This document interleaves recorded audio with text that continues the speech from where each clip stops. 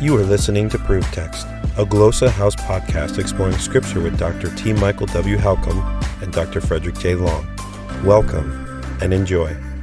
Hello and welcome to Proof Text. I am Michael Halcomb, and in this episode, we want to help you build your Greek vocabulary. So we're thinking about Greek roots. And in this episode in particular, we're thinking about the Greek root uk. Now, this was a little bit challenging to pronounce, but it's Omicron Iota Kappa. Remember, when you get that Omicron Iota in Koine Greek, it's U, not oi as in Eraspian, but U. So we have stepbible.org open here, and I've got my keyboard set to Greek. And so if I start to type in uk, Step Bible is going to give me some options.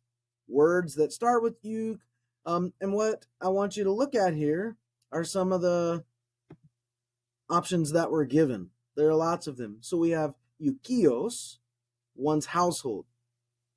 Euketes, a slave of one's household. Eukeo, to dwell, to live in a house, right? Eukema, a room or a cell within a house.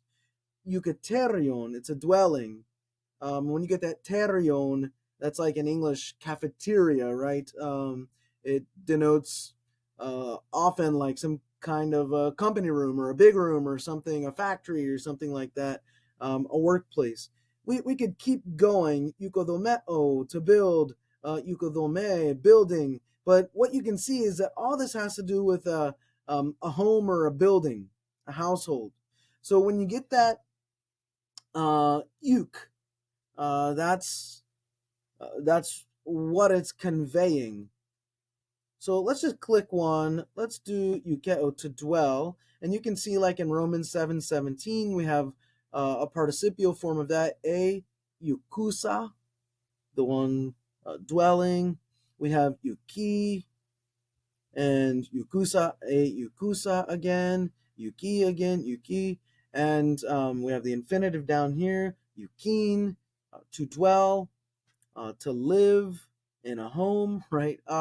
So yeah, this is a great word for you to know, because there are lots of variants. How should I say this? There are lots of words that have this uk root in it, and it all has to do with a house, a household, a building, a dwelling, something like that. Maybe one way that you can think about this, I don't know, is like I think there's a yogurt called Yukos. People probably say oikos or something like that. You can think about that. You just bring it into your house and eat it, if that's something you want to think about.